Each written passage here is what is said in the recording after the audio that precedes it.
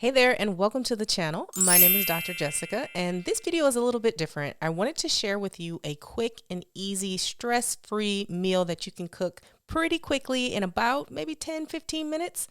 One of the biggest complaints that I hear from my clients when it comes to working with their nutrition is that they don't have time to cook, or they're too busy, or it's too stressful. So I'm going to bring you along as I finish up my workday at home. We're going to head down to the kitchen and we're going to get cooking. So let's dive in.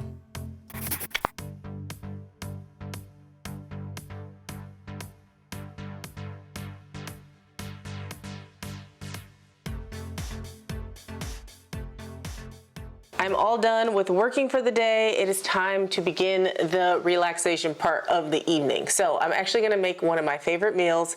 It's very easy, it's very quick, it is stress-free and perfect for a day when you don't wanna be slaving around in the kitchen and you just wanna get on with the rest of your afternoon. So this is a one-pot pasta.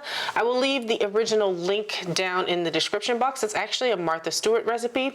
The great thing is you can use it with anything you have in your fridge, any type of pasta, any vegetables, and any type of protein that you choose. So let's figure out what I got in the kitchen and see what we're gonna make. All right, I've got some squash here, some yellow squash. I've got some asparagus. I've got an onion, some green onion. I like to use this on the top. Got some green beans here and some mushrooms. So obviously I'm not gonna use all of this. And ooh, I need the garlic too. You are also going to need your favorite pasta. You can use any type of pasta you want. I'm actually using a higher protein pasta. This one is Banza. It is made from chickpeas, so it has a little bit more protein than your usual pasta. You can also add any sort of protein to this recipe. I usually will cook maybe shrimp or chicken breast. I'll just do it separately and put it on top of the pasta and add it in once it's all finished. You also will need some sort of broth or liquid. I just have the beef broth that's already open in the fridge, but I use chicken broth all the time. Vegetable broth, totally your choice. That's the beauty of this recipe. And then you probably want a cheese just to make it a little bit more creamy if you're lactose intolerant. I mean, I'm lactose intolerant, but I'm gonna do it anyway. So I like to add the cheese at the end. So let's chop up these veggies and let's get cooking. Honestly, chopping everything up is probably what takes the longest, but it's also kind of the most therapeutic. So I'm just gonna roughly chop these green beans and I'm going to put them into the colander. They've been washed, but I'm just gonna rinse them again. Everything's been washed and prepped. But let's cue the chopping montage.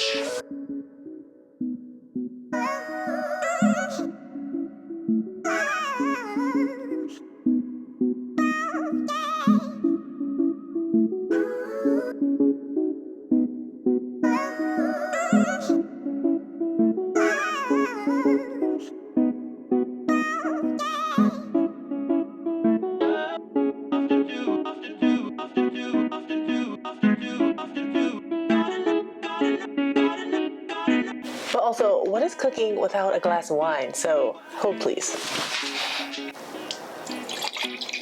Because it's still like 80 degrees outside. All right. Back to the chopping. So as you're chopping, you just want to keep in mind that you want to cut things into smaller chunks so that they will cook faster. Otherwise, there really are no rules here. All right, so I've got my veggies here and I've got some mushrooms that are already washed and ready to go. These are just regular portobellos. I really love mushrooms. I wish I had some shiitakes. Shiitakes are chef's kiss, but I don't have any, so we'll use those. That's enough. As you can see, I have way more vegetables than I need, as always. If you don't want to use all of this, you can always save the rest of this for later to use in like a stir fry. So again, everything's been washed, but I'm gonna give everything a quick rinse. Yes, I know, mushrooms too. I know. It's okay. Oh, and I forgot the garlic. You've got all your ingredients cut up. Here comes the easy part. You literally take your broth. Again, I'm using beef broth now. You want to turn the pan all the way up. Like, yes, like all the way high. And you add a lot of broth, because everything, including the pasta, is gonna cook in this dish. So this one was probably more than I needed, but that's okay. Again, the real recipe is on Martha Stewart's website. So then you're gonna take your veggies and your pasta. And now, actually, the amount of water might kind of vary depending on what pasta you're using. I find that these like chickpea pastas tend to take less water. Like, they don't seem to need as much water as like a, you know, regular spaghetti or something, or, you know, traditional flour pasta. But whatever, you'll figure it out. And then add your veggies. I've mixed up everything, so I got a good amount of everything. And then these, I'm gonna save it for later because I've already chopped it up and I can do a quick stir fry later in the week. So now, you wanna add your seasoning as well. I am going to add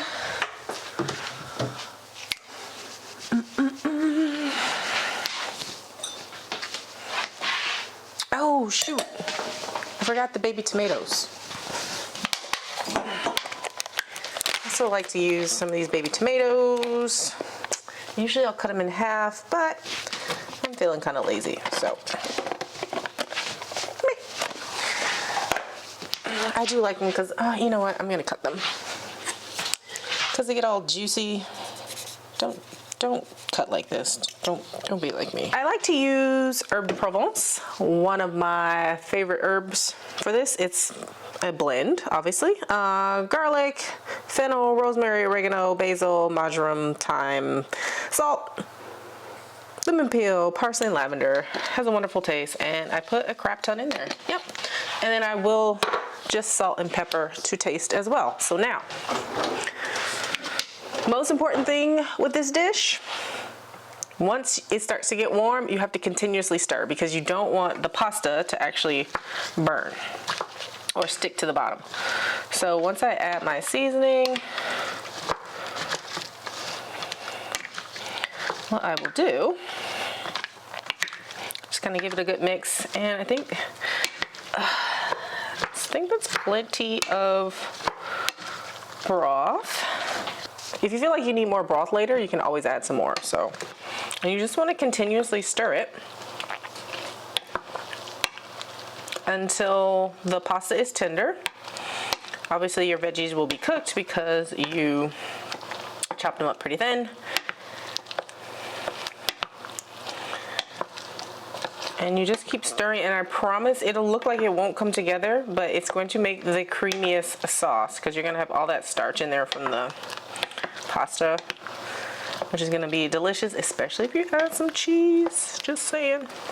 All right, so we're done. And I'm just going to pull it off the heat. And you can see, whoop, you can see it's turned into really creamy sauce in there. I don't know if you can see from all the steam, but it's turned into a really thick and creamy sauce, which is delicious. Now, we just need to let it sit for a little bit because it's scalding hot. And then we'll just plate it up. I like to add a bit of cheese, and then we're good to go. So look at that, so nice and creamy. It looks so good, and have plenty of leftovers. So after about 5 minutes, the sauce is nice and firmed up, and it's time to plate and eat. So just take your serving into your nice pasta bowl. And again, you can share if you want, but it's better when you don't. And then, like I said before, I like to add a little bit of grated cheese. I think this is just a little bit of Gruyere, any sort of hard cheese, Parmesan will do, whatever you have on hand. And of course, I like to add some chili peppers and some chili pepper flakes for a little extra heat. And we are ready to go. Forgot to add a little bit of that green onion. And then I also like to add a little bit of arugula to my pasta. Just gives it that little peppery taste. All right, I hope that you enjoyed this video. Of course, if you try this recipe, definitely let me know how it came out in the comments below. If you have any questions, as always, go ahead and leave them in there because I love to answer your questions. Otherwise, I will see you in the next video. Bye.